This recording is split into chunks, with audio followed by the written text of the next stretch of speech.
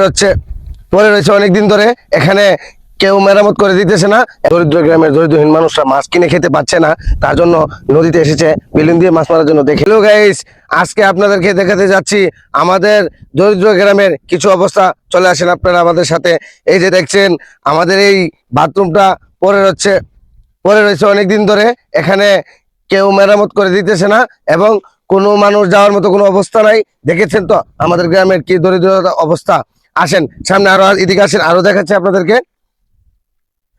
এই যে দেখেন আমাদের এই গ্রামের এই নদীতে কোনো ব্রিজ নাই, না থাকার কারণে এই যে গরুগুলা যাচ্ছে সাতটায়, আবার সাতটায় পার হচ্ছে।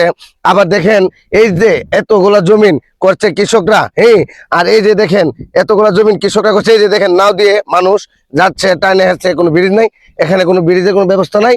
তো আসেন, এই যে দেখেন এতগুলা জমিন কৃষকরা কিভাবে বাড়িতে তুলে আনবে বলেন, কারণ এখানে তো কোনো ব্রিজ নাই।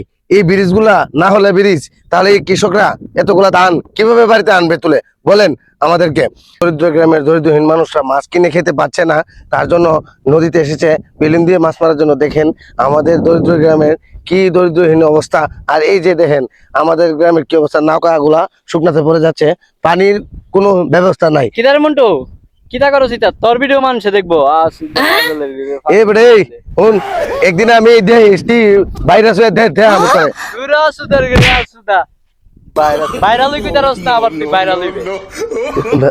আমি আমি আমি তোর একদিন ভাইরালের টি দাম তোরে কয়ে দিলাম আমি, তুই মন রাখিস, তোর টি দাম ভাইরালে মন রাখিস।